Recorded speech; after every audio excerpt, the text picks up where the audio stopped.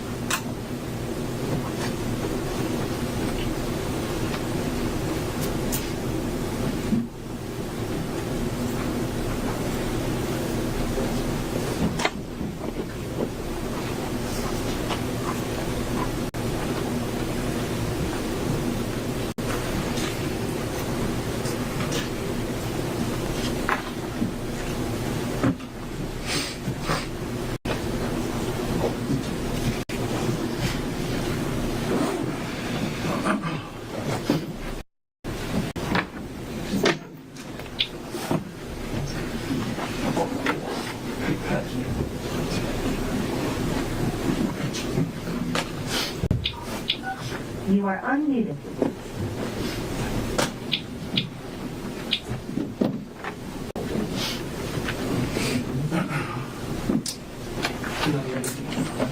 I'm sorry. Yes. Calling case number 7, State of Hawaii versus Gerhard Konig, 1 CPC-25-373 for further jury trial. Counsel, can I have your appearances, please? Good afternoon, Your Honor. Deputy Prosecuting Attorney Joel Garner for the state. Also present is Deputy Prosecuting Attorney Franklin Don Bucaro, Jr. Afternoon, Mr. Garner. Afternoon, Mr. McCarthy. Good afternoon, Judge. Good afternoon, Your Honor. Thomas Otake and Matt Dirks on behalf of Dr. Gerhard Konig, who is present. Afternoon, Mr. Otake. Afternoon, Mr. Dirks. Afternoon, Dr. Konig. Afternoon, Your Honor. Gentlemen, all of you can be seated. Also, I wanted to raise a few things on the record. The court received communication number 1 this morning from the jury at 10:28. I did not send it out to you, and when I read it out loud to you, you can understand why. The jury wrote asking 6 questions. 1, may we please have blue painter state? 2, may we please have large post-its? 3, may we please have other colored dry erase pens? 4, may we have another whiteboard? 5, an easel for a notepad. 6, regular markers. I didn't send this through to you. It was more asking for supplies. So the court answered the communication at 10:35 stating the court will collect and provide the requested materials. The additional whiteboard may be difficult, but we will look for one or a suitable substitute. With respect to the handling of the communication number 1 from the jury this morning, Mr. Garner, any objections about the state? None from the state. How about you, Mr. Otake? No, Your Honor. Thank you. And then communication number 2 was received at 2:18 this afternoon, stating we've reached a verdict. And before the jury goes back into the courtroom, counsel, is there anything else you want to take up on record? Mr. Barth. Nothing at the moment. Mr. Otake. No, Your Honor. Then Ms. McCallum, the jury is ready. We'll take them.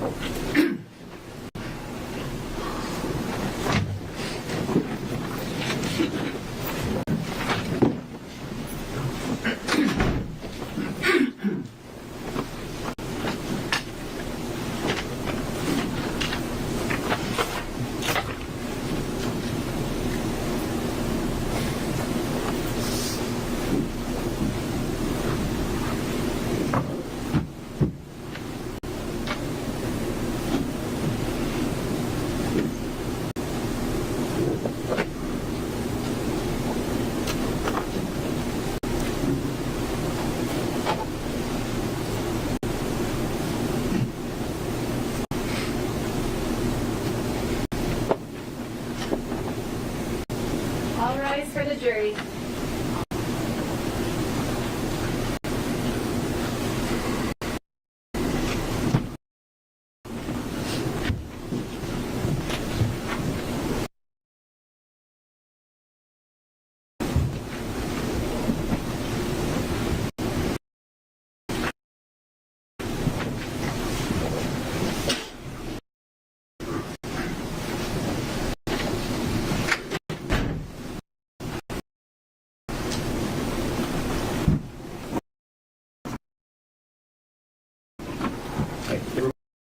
Okay, be seated.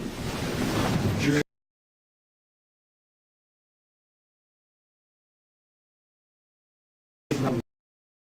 courtroom. And the four person of the jury, please stand and state their name. Jury number 9, Makoto Atkins. Ms. Atkins, good afternoon. Has the jury reached a verdict in this case? Yes, Judge, we have. And do you sign and date the verdict form? Yes. Can you leave it in the middle folder? Please come and collect it for me. Ms. Atkins, you can have a seat. Thank you.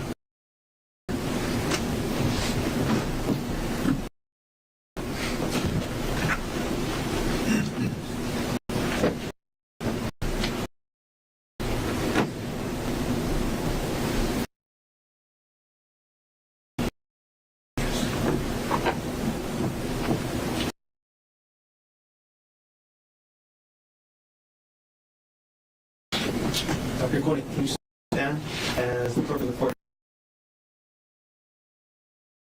reads the verdict hearing?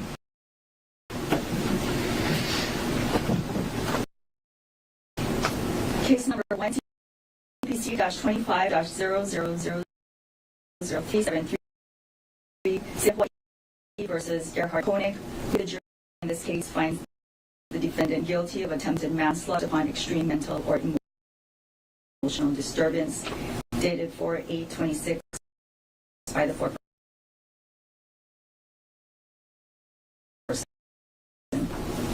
Gentlemen, you can be seated. Ladies and gentlemen of the jury, I'm going to call you by chair number.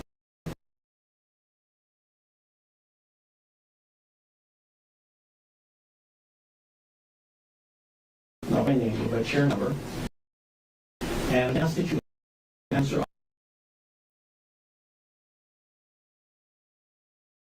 out loud either yes or no.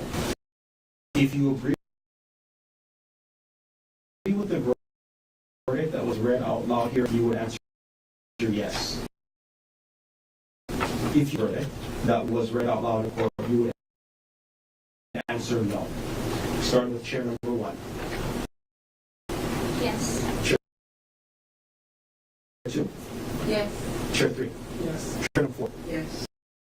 Chair number 5. Yes. Chair 6. Yes. Chair 7. Yes. Chair 8. Yes. Chair number 9. Yes. Chair 10. Yes. Chair number 11. Yes. Chair number 12. Thank you very much, ladies and gentlemen of the jury. Dr. Konig, the verdict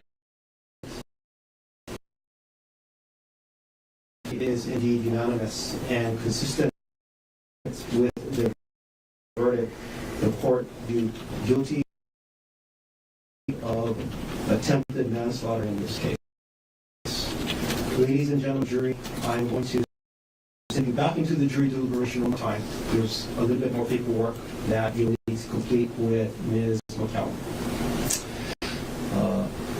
I will make myself available. I'll come into the jury room in about 5 minutes. In case anybody has, I'm happy to answer any questions that you might have. You don't have to wait though. If you want to get an early head start on your commute home, you're free to do so. When you leave, in the hallways of the courthouse, the attorneys might be outside. They're always interested in hearing feedback from me. In addition, there's media that has covered this case. There will be members of the media out in the hallway as well. Some of them may invite you to talk about your jury experience. You're free to talk to anybody that you want to, now that your jury service is just about at an end. However, if you don't want to talk with anybody, you don't have to. And that includes me.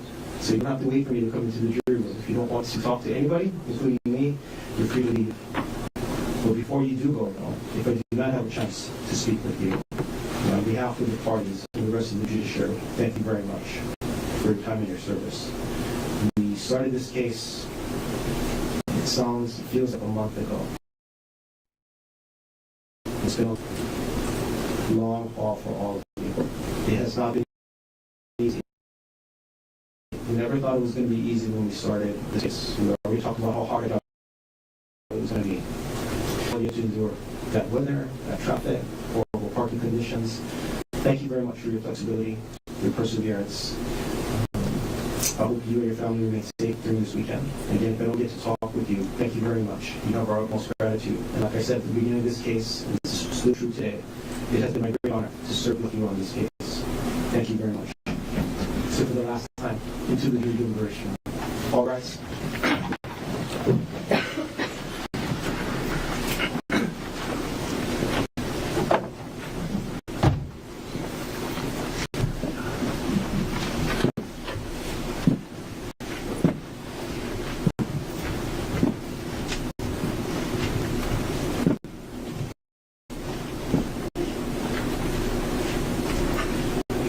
Everyone can be seated. Consistent with the verdict in this case, the court will order the preparation of the pre-sentence investigation and report and schedule sentencing in this case on July 16th, it's a Thursday morning, counsel at 8:30 in the morning. Do you have any objections to this, Mr. Barnett? Could we potentially have 1 week earlier? I know there's some time that it takes ACS to be prepared for work. I'm potentially, but I can go later. okay, I'm potentially out of town for the last couple of weeks of July. I don't have approved travel yet, but Sitting in August would be better then. and I have a training on the first week of August. I'm sorry. I have a training on the first week of August, So early August, after the 7th, if that's okay. the 13th, be okay? Yes. Mr. Otake, agreeable? August 13th? Yes, sir. Fine. So August 13th at 8:30 will be the sentencing in this case. Mr. Garner, is there anything else you want to take up on record? There is one thing, Your Honor. I'm unsure if we place this on record during the closing argument portion. After the state's closing argument, was speaker of a case that came out in 2005 that required the state's closing argument be stricken. I did. Was that placed on the record or was it off record discussion? It was on record. Okay, I just want to make sure that was on the record. Thank And you. I gave the curative instruction to the jury right away. Yes, thank you.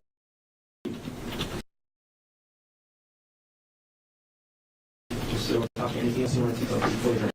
No, Your Honor. Thank you very much. Court's adjourned.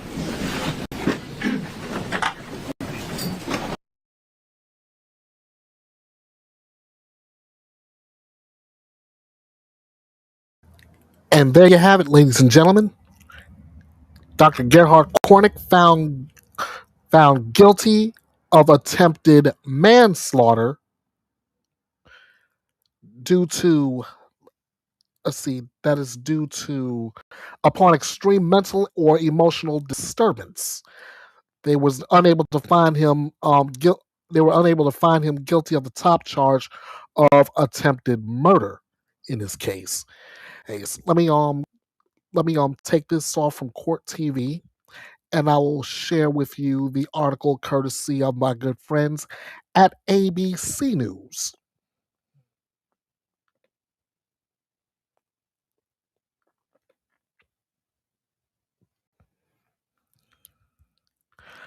All right.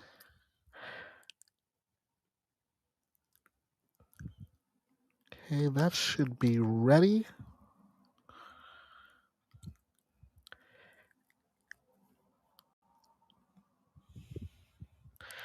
And as the article is being pulled up on screen, I can go ahead and give you the details as ABC News has it. A Hawaii doctor accused of trying to kill his wife on a hiking trail last year has been found guilty of attempted manslaughter following several hours of deliberations over 2 days in the high-profile trial. 47-year-old Dr. Gerhard Konig pleaded not guilty to second-degree attempted murder charges in the case. The jury convicted him, as you just heard, of a lesser charge, attempted manslaughter based upon extreme mental or emotional disturbance. During the trial, prosecutors alleged the anesthesiologist attacked his wife, Ariel Konig, near a cliff while on the Palipuka Trail on Oahu for her birthday on March 20th, 24th, 2025, by pushing her near the edge and then beating her multiple times with a rock. The defense, meanwhile, alleged that Ariel Konig attacked her husband first and that he hit her with the rock in self-defense, characterizing it as a case of he said, she said. Sentencing set in is set in this case for August 13th. Koenig will face a maximum of 20 years. He will continue to be held until sentencing. That's according to the Honolulu prosecutor's office. The jury began deliberations on Tuesday afternoon following nearly 3 weeks of testimony in the Honolulu trial. The jurors were instructed to consider the attempted manslaughter charge and various assault charges if they were unable to find Konig guilty of second-degree attempted murder. Both Gerhard Konig and his wife took the stand during the trial, presenting widely differing accounts of what happened on the hike. Ariel Konig testified that the two had traveled to Oahu from their home in Maui to celebrate her birthday. She said they had been working on repairing their marriage after her husband found what she characterized as flirty WhatsApp messages between her and a colleague in December 2024 in what she said was an emotional affair. She testified that during her hike, her husband pushed her toward the edge of a cliff. As they wrestled on the ground with him on top, pinning her down, he produced a syringe and a vial, she said. She further testified that her husband proceeded to beat her with a rock as many as 10 times, and that she believed he was trying to knock her unconscious in order to drag her over the edge of the cliff. She recalled screaming, "Please help, he's trying to kill me." And that's when two women happened upon them. Her husband froze, and she was able to then crawl away. While testifying in his own defense over 2 days, Dr. Gerhard Konig maintained that he never intended to hurt his wife and acted in self-defense when he struck her with the rock. He told the court that his wife pushed him near the edge after they got into an argument about her affair, and that she hit him with a rock first while they struggled on the ground. He admitted to hitting her with the rock while on top of her, saying he struck her twice, though he denied having any syringes or trying to pull her toward the cliff's edge. Gerhard Konig testified that he felt suicidal after the incident, saying, quote, "I just felt hopeless at this point in terms of everything. I felt horrified about what I did to her, that I had caused this to her, that I resorted to violence against my wife, the person who I love most in the world. And I just felt kind of hopeless in terms of our relationship too," end quote. During closing, prosecutor Joel Gardner said Ariel Konig's straightforward and coherent testimony was corroborated by the bloody evidence at the scene, the severity of her injuries, digital evidence, and the testimony of other witnesses, including the two women who came upon the couple. Garner alleged that Gerhard Konig came up with a plan to kill his wife on the challenging Palipuka Trail to avoid a costly divorce and called the defendant's testimony, including his self-defense claims, unbelievable. The prosecutor also pointed to testimony from Gerhard Konig's older son from his prior marriage, who told the court that his father admitted to trying to kill his wife. Asked by the prosecutor, his father said during the FaceTime call, Emil Konig testified that he would not be making it back to Maui and to take care of the younger kids, and that Ari, my stepmom, had been cheating on him and that he tried to kill her. During his closing argument, defense attorney Thomas Otake said there is reasonable doubt all over this case. He disputed the alleged plan outlined by the prosecutors, saying that Gerhard Konig never intended to harm his wife. He also questioned Ariel Konig's testimony, calling her deceptive while pointing to her with her colleague. Otake argued that the call between Konig and his son was highly emotional people, and that Emil Konig could not exactly say word for word what was said. Gerhard Konig was arrested following an hours-long manhunt, prosecutors said. Ariel Konig testified that she was treated at a hospital for severe complex scalp lacerations and showed the court the scarring on her scalp. She filed for divorce in May 2025, seeking full custody of the couple's 2 young children. Gerhard Konig, who worked as an anesthesiologist on Maui, has been in jail since his arrest. Following his arrest, Maui Health said his medical staff privileges at Maui Memorial Medical Center have been suspended pending the investigation.